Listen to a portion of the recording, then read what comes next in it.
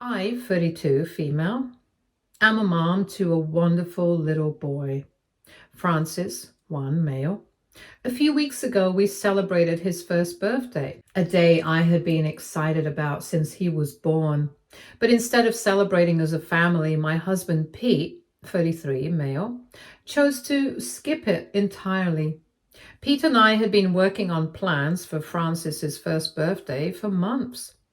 We did not want anything over the top, just a cozy family get together, a cute smash cake for Francis, and some adorable photos to remember the day. For me, first birthdays hold a lot of significance. They are not just about marking a kid's first year, they are also a way to celebrate all the growth, hurdles, and love that come with being a parent during that first year. When Pete's high school sweetheart, Harriet, 33, female, sent us an invitation to her wedding, I did not think much of it. Pete had always been open about his past relationship with Harriet, and while I occasionally felt a pang of insecurity over their friendship, I trusted Pete enough to let it go. The issue arose when the wedding date turned out to be the same day as Francis's birthday. I immediately assumed Pete would prioritize our son's milestone over a wedding.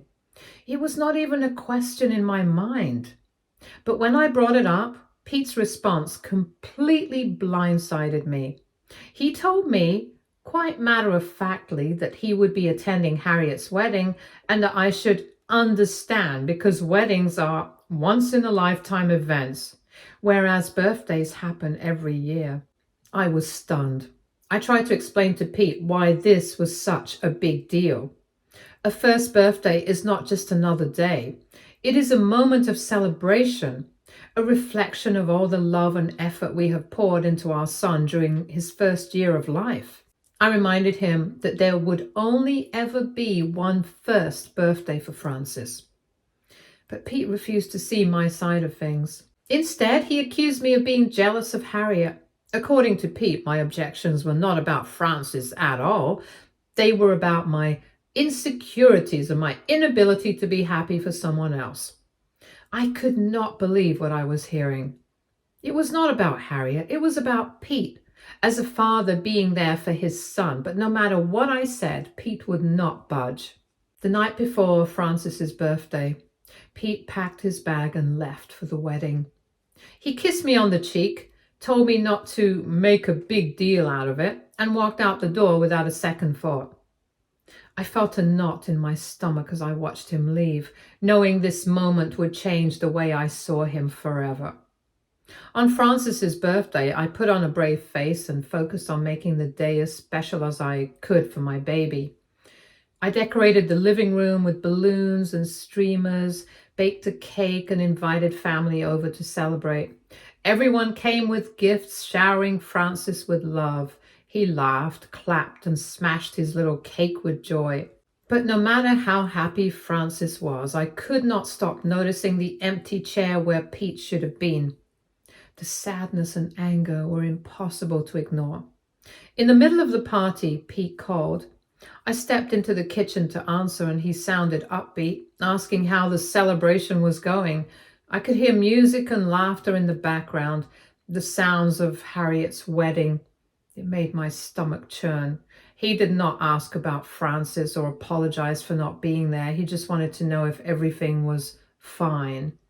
I kept the conversation short, not wanting to let his indifference ruin the day, but the moment stuck with me. After the party ended and everyone left, I sat alone in the living room feeling like a single parent. When Pete came home 2 days later, he acted like nothing was wrong.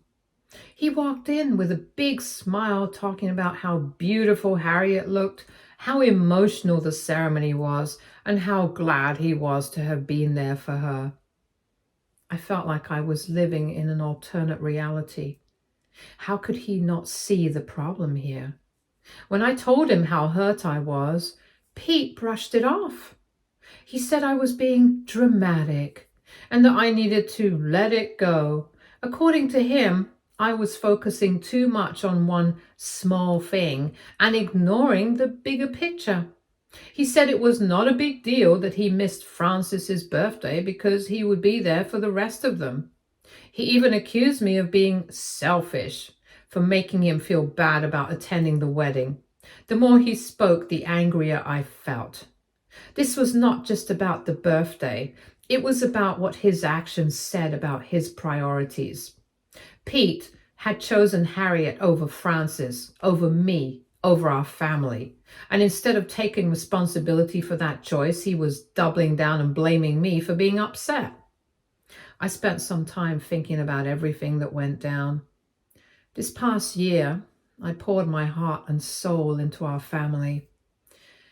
I was up late taking care of Francis through his teething pains, woke up early to make sure he was fed and taken care of, and gave up a lot to keep our home in order.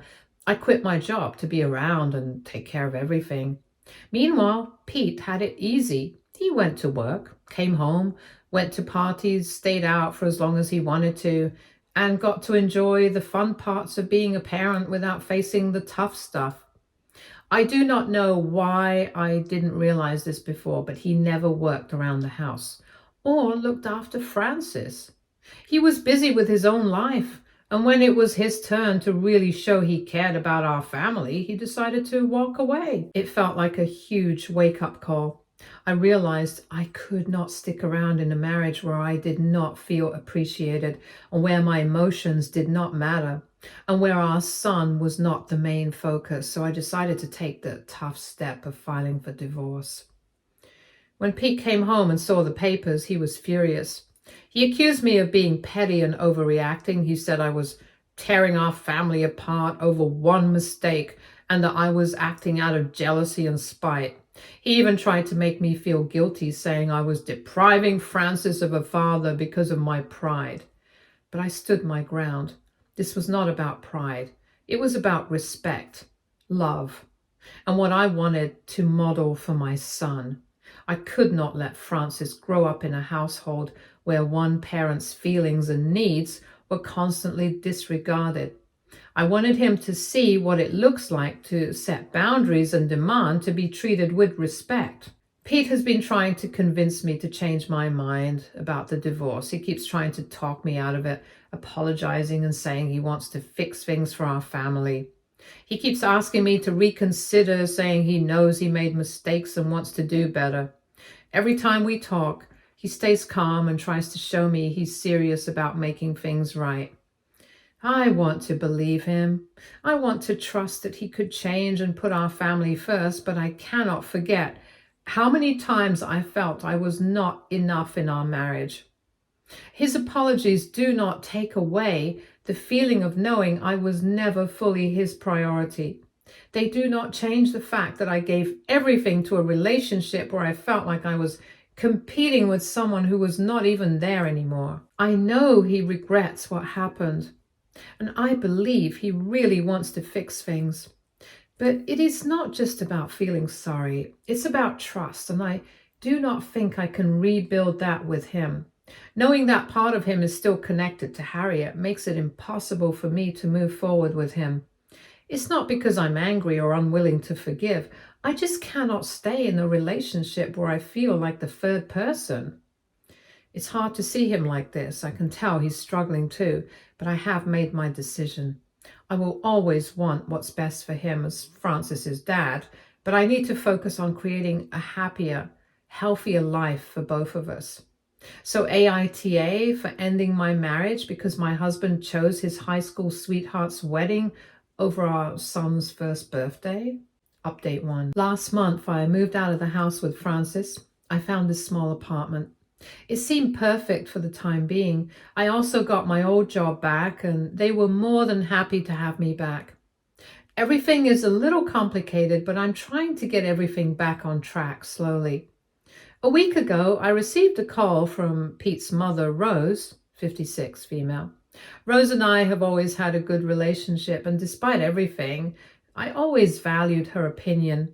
She asked if we could meet, and I agreed without hesitation.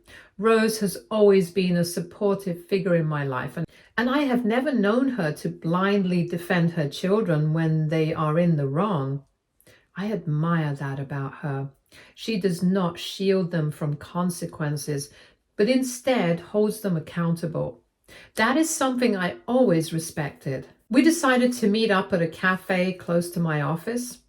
I was feeling a bit anxious, especially with everything that had gone down, but I was also looking forward to getting some answers.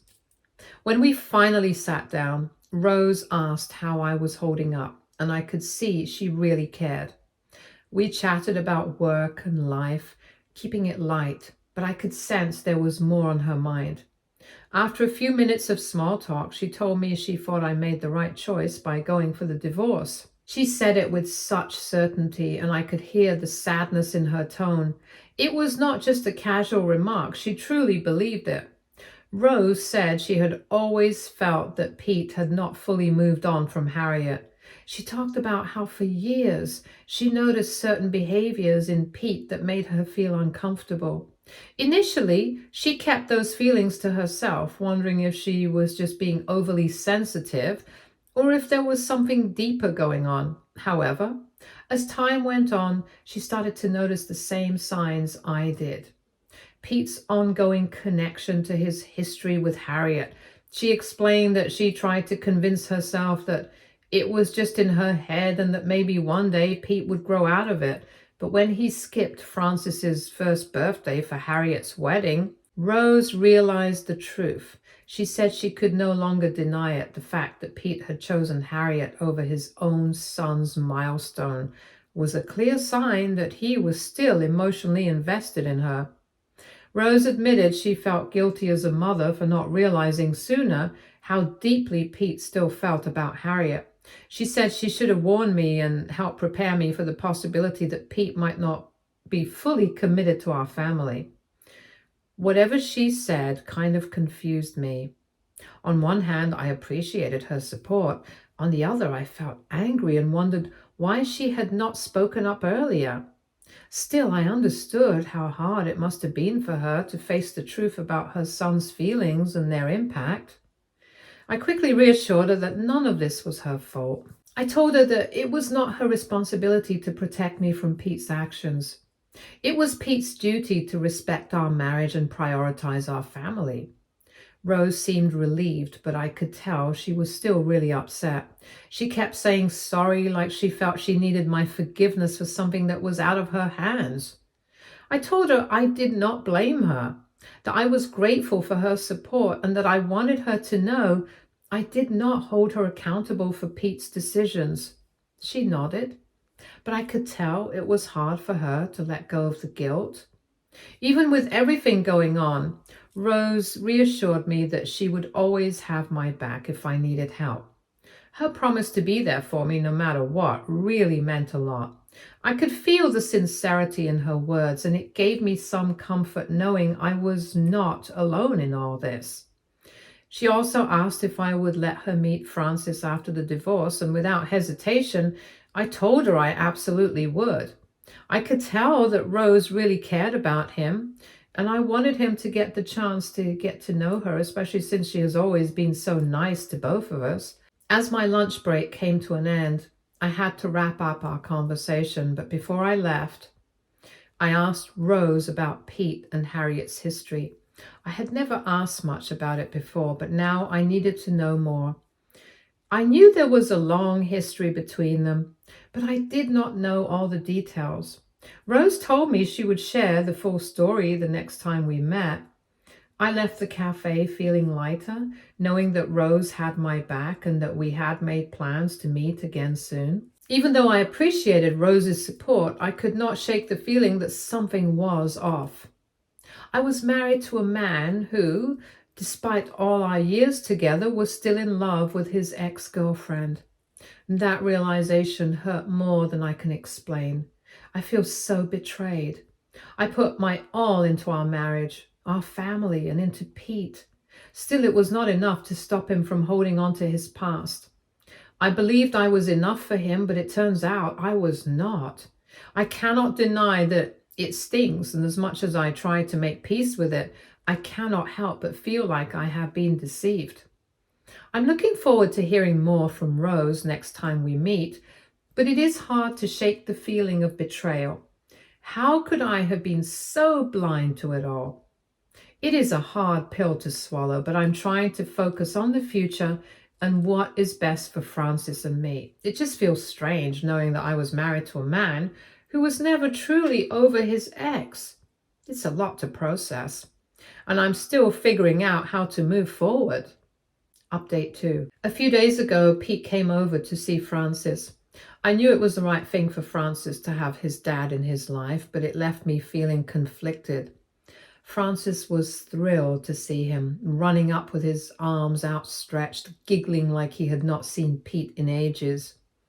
It was heartwarming to watch, but also painful for me.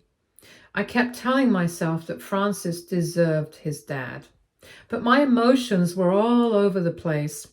We sat together in the living room and we kept our conversation light.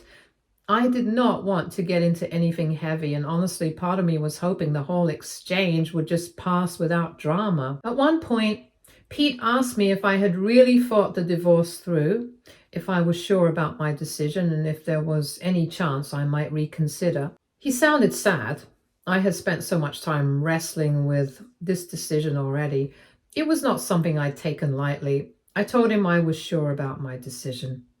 There was no turning back for me. I had made peace with it. His face fell. He looked so sad. I just wanted to hug him, but well, I knew better than that. He didn't push me on it any further, though. Instead, we just sat in silence while Francis ran around. As time went on, I just could not keep it bottled up anymore, and I blurted out the question that had been nagging at me for ages.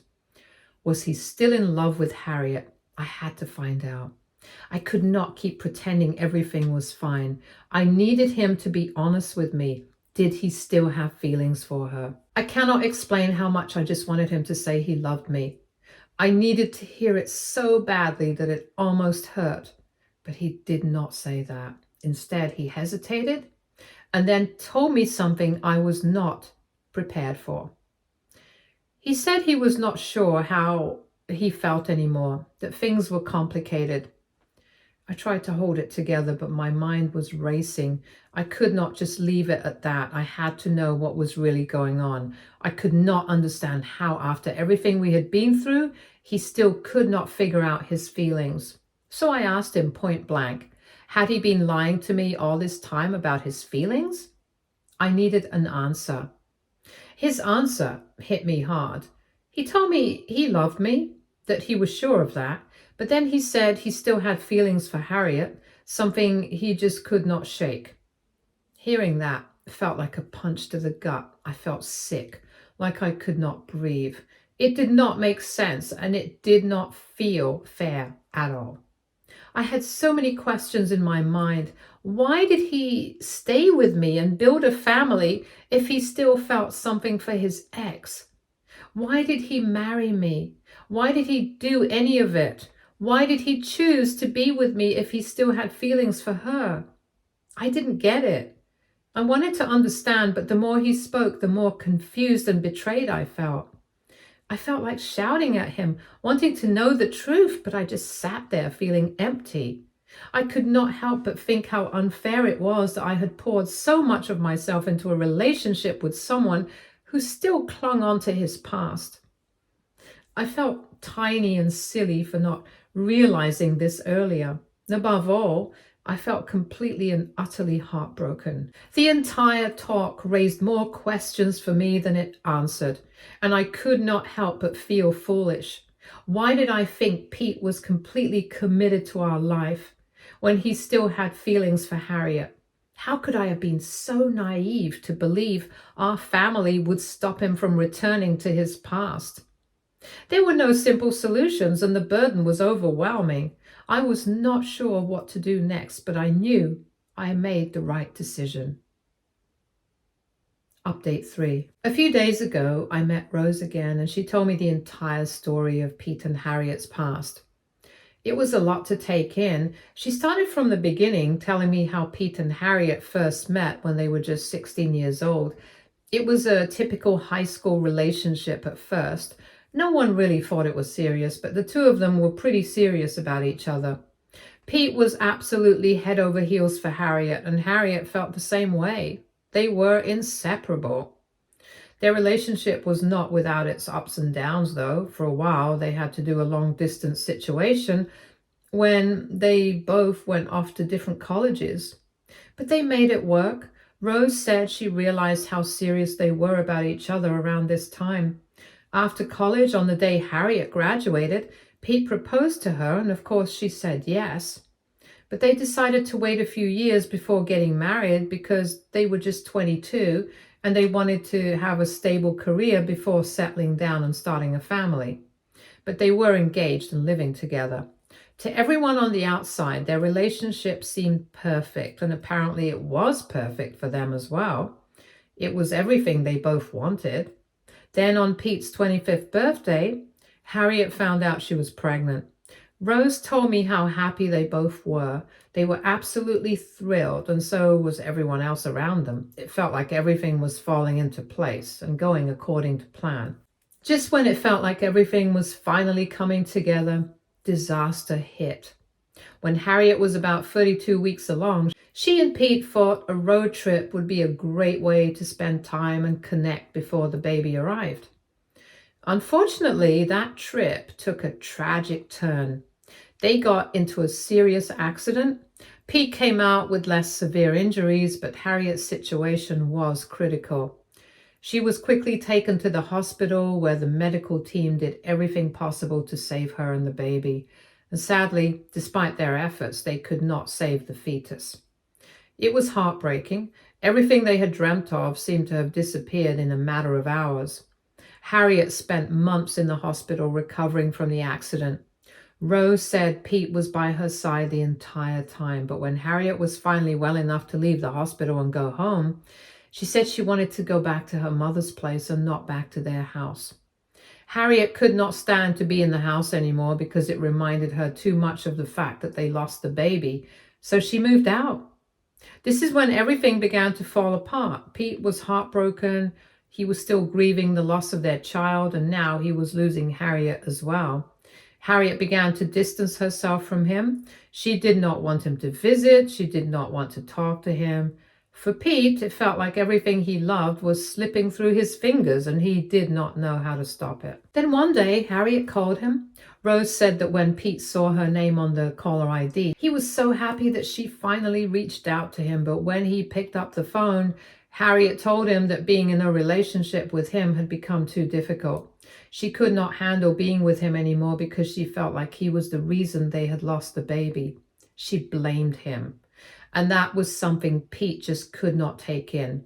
She said since he was driving the car, he should have been more careful. Rose said it was not his fault at all. Another car was speeding on the wrong route and it hit their car. Pete was as careful as he could be. For months, Pete spiraled into a deep depression. Rose told me that he barely left the house. He could not find the strength to do anything. But then, after months, Harriet reached out to him again. She apologized for blaming him for the loss of their child. She admitted she was wrong, and she said she wanted him to be a part of her life again. She told him she could not go back to being his partner because the loss was still too fresh, but she didn't want to completely cut him out of her life. Pete was still heartbroken. He still loved her. They talked and they decided that no matter what happened, they would always be there for each other. They would always show up for each other no matter what happens, no matter where they are. And that was it. They made a pact that neither of them has broken yet. Around 2 years after this, I came into his life. I was the first person he had been with after Harriet. Rose said she thought Pete had thought it through before we started dating, but, well... Rose seemed genuinely sad as she spoke, and she mentioned that she had always seen how close Pete and Harriet were, but she never thought it would end like this. She wished things had been different and that Pete did not have to suffer so much. I could not help but feel sorry for Pete too. It was a tough conversation, but I understood so much more about Pete now, and I could see how much he had been carrying all these years. Update 4. Pete and I met the other day, and it brought up a lot of emotions I've been trying to sort through. On one hand, I truly feel bad for him. He has been through so much. It's clear that those events still weigh heavily on him, and I would not wish that kind of pain on anyone. But at the same time, I cannot bring myself to forgive him for how he handled things with me. He knew he still had unresolved feelings for Harriet, yet he chose to marry me and let me build a life with him and give up so much for our family. And all the while, he was never fully there, not emotionally, not in the way a partner should be. His tragedy does not excuse the way he treated me. Our meeting was to discuss the details of the divorce, but it ended up being more than just that. Thankfully, it was not confrontational or messy. We both agreed we would not take the divorce to court. Neither of us wanted to draw this out any more than necessary. We are lucky in a way because we already had a strong prenup in place, so there were not any issues with dividing assets or arguing over finances. That part went surprisingly smoothly, and it was a relief to have one less thing to worry about. When it came to Francis, we were on the same page. We both loved him more than anything, and we knew shared custody was the best option. Even though we had sorted out most of the practical details, Pete could not help but bring up the divorce itself. He asked me again if I was absolutely sure about it. He apologized for everything, his mistakes, his inability to let go of Harriet, the pain he caused. I could tell he was genuinely sorry, and it was not easy to hear. I wanted to believe him, and in many ways I did, but his apology, as heartfelt as it was, did not change how I felt. I told him that it meant a lot to me that he acknowledged where he went wrong, but I could not go back to how things were.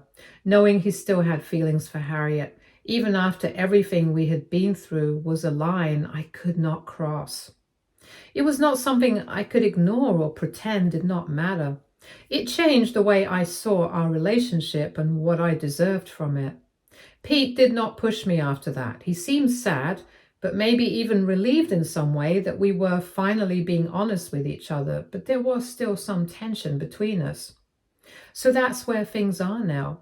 We are on good terms. We are friends even. We will see each other a lot because of Francis, and right now we're just waiting for the divorce to get finalized. I won't lie, sometimes I just want to go back to him and work things out, but I snap out of it within seconds. This is way harder than I would have liked. Update 5. I'm officially divorced now. Saying that out loud feels strange, but at the same time, it is a relief. I want to thank everyone who was so kind to me. Your encouragement has meant more to me than I can explain. Many of you asked about my family. My parents have been incredibly supportive. They have helped me out whenever I needed, and they were just there, and they are amazing. Right now, my priority is Francis, and my focus is just to give him the most amazing life now. Since the divorce, I have seen Pete a lot because of co-parenting. At first, it was hard. There's still this tension between us, but I think that is normal. But it is a lot easier now. Things are working. Francis is happy, and that is all we care about. Hopefully, things will get better with time. Stay tuned for more stories from our girl relationships.